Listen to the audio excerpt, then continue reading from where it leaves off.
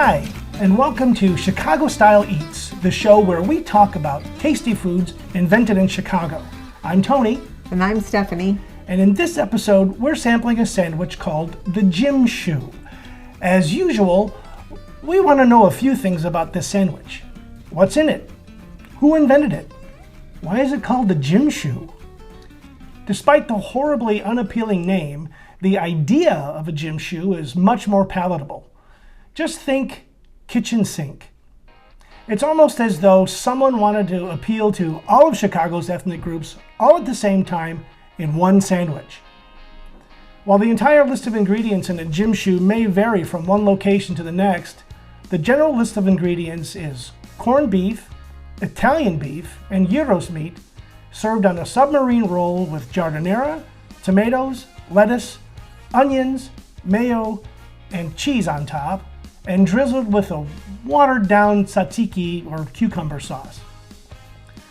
Like most of the foods highlighted in the book, the origin story of the gym shoe has been lost to time.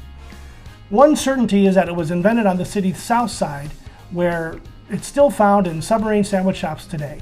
But who invented it and when are two questions with many different answers. Since the majority of the South Side sub-shops that serve the gym shoe are owned by people of Middle Eastern origin, it's easy to believe the sandwich has its origins in the cuisines of those countries. But according to the book, even the sub-shop owners don't know how it first came to be. One claim is that it originated in Karachi, Pakistan as the katakat, named for the sound made by the cooking utensils hitting the griddle as they chop the various meats that go into the dish. But the only supporting characteristic to any Middle Eastern origin story is that, as most of the South Side sub-shop owners are of the Muslim faith, you won't find pork in any form in their gym shoes or in anything on their menus. But why gym shoe? One shop owner, as detailed in the book, claims he invented the sandwich and its name when, sometime around 2006, a customer arrived high as a kite on pot and asked for just something with lots of meats on it. Dude. The owner said, "How about if I drop a bunch of meat on a gym shoe and serve that to you?" And the customer said, "Sure, man, that would be great." It's a compelling story, and with the gym shoe's intense pile of munchies satisfying ingredients, it's certainly believable. But there are other viable claims that date back as far as the mid-1980s to sub-shops that closed their doors long ago.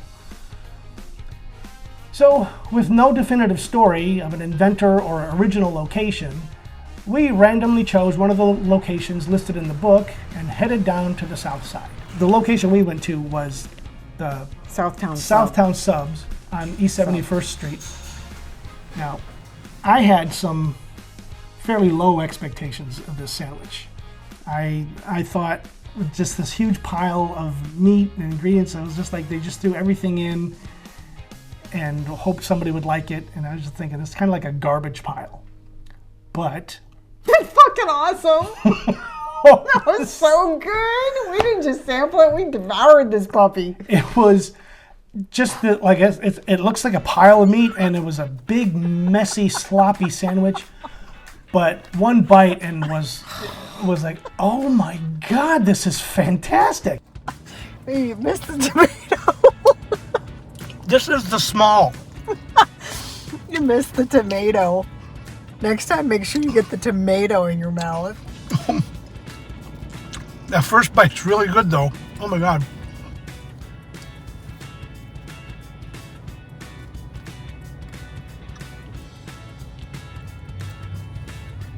There's no indoor seating or outdoor seating for that matter, so we're in the car. In case you didn't notice.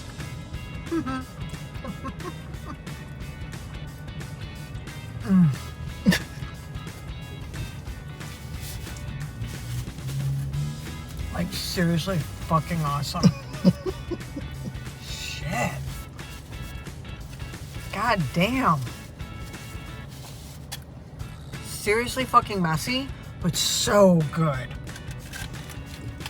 And I'm not even a roast beef, or what was the other thing? Corned beef person. But damn, girl, this shit's good. Gonna need to clean the car. Oh. And you can't even get all of the flavors on the sandwich into your mouth at the same time. It's so much stuff, and you can't get. I mean, it was piled on top, and you have to get to the end of the sandwich. But every bite was good. You didn't have to have all the flavors in it. It was so good. It was amazing. And the book lists the ingredients, I think, as like the most you'll find on it, because the Southtown sub didn't have everything. They didn't have jardinere on it. They didn't have onions. So no jardinere, no onions. It was the cheese, which we believe was chopped with the meat on the griddle. So you didn't actually see the cheese, but you could taste it. And so it had the tomato, the lettuce, the tzatziki that was runny, which is fine, and the cheese and the 3 meats, and holy cow. And the bread was toasted. You could see the grill marks on there. It just melted in your mouth. I've never had meat, beef, corned beef, gyros meat melt in my mouth. It was so good. Stephanie has said on many earlier episodes that she doesn't eat the meat, she doesn't eat the beef, but she devoured this. Yeah. And this puppy was good. Awesome. This has been the biggest surprise. We've been doing all of the items in this book in the order that the book shows them, and we're about halfway through, and this has been the biggest surprise of the whole thing so far. If you took what I call the stuffing, all that meat and everything that's in the sandwich, and you put it on some of Jean and Jude's fries. Like I said, going in with low expectations, just because I thought it was going to just be this horrible mishmash of flavors. Oh boy, was I wrong. The funny thing was, I was excited to go. And I don't even like beef sandwiches, but for some reason, I was just really excited to go. And while we were there, there was another patron, and she said, "Oh, all their food is really good." Okay, great. And and there's no place to eat inside, so we had to go out to the car. And so we recommend you bring a big tray or something, because it was all over the place. It does help if you try to eat it over the container, which Tony was for some reason leaning a different direction. But it had a steering wheel in my way, dear. So good. But yeah, it's one of those where plan to eat it in your car, or have a direct, like a private helicopter to take you home, because you want to eat this warm, you want to eat it hot, but Chicago traffic really hinders getting it home quickly for us. But so it was fantastic. And we've even talked about now going to the other locations listed in the book to see how just to compare. For comparison. That may be in a later season of Chicago Style Eats. Alrighty, so this is your show now. So what are we doing? So the flavors of the gym shoe were predominantly the gyros meat flavoring, but you could still sense the cheese and even some of the saltiness of the corned beef, and it was just a nice blending and melding of flavors. And since Chicago has all these meats that it likes to put into sandwiches that they invent, I thought one meat that was missing, I guess you can call it a meat, is a hot dog. So I do not have a Chicago style hot dog, because I don't do all that I like pickles, but I don't do the onion and the mustard. I really just don't like mustard, which some places put mustard on the gym shoe. Anywho, so we grilled hot dogs against the Chicago style dog way of doing things. And I put some of the stuffing from the gym shoe that was left over, and I put it on my hot dog. And so I've got my tomato here. I didn't like tomato. And I just made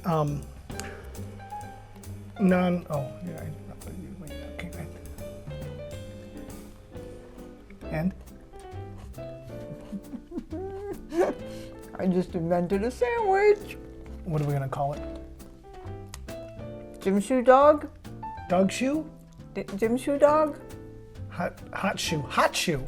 No, that's hot dog. Anyway. It's not spicy. Well, I'm sorry, that was a photography term. Anyway, I just made illegal Chicago dog because I grilled the dogs, but I'm not making any claims.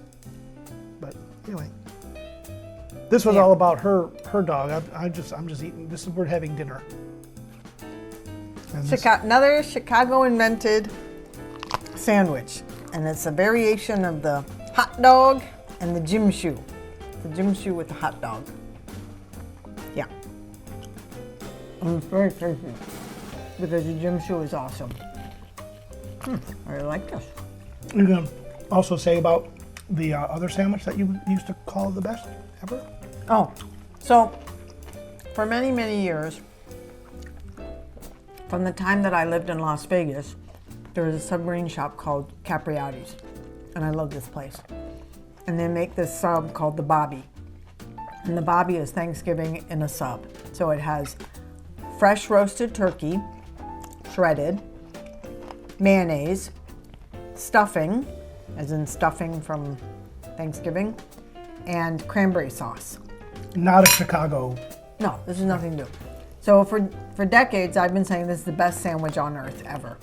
But now, with the gym shoe, I'm kind of thinking the gym shoe is the best sandwich ever.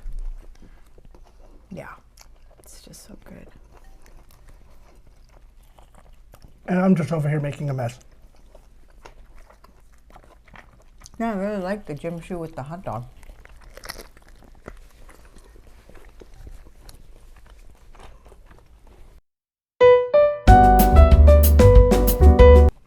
Where should we go to get other a places? Gym shoe? So the book recommends 3 locations for getting a gym shoe. We went to Southtown Sub at 112 East 71st Street. The other 2 locations recommended are Stony Sub, 8440 South Stony Island Avenue, and Super Sub in Euro, 2810 West Marquette Road. So head out and get yourself one of these things. And we usually say enjoy, but if you like meat even at the very least, your enjoy will be an understatement. Devour. Devour. Devour. Orgasmic.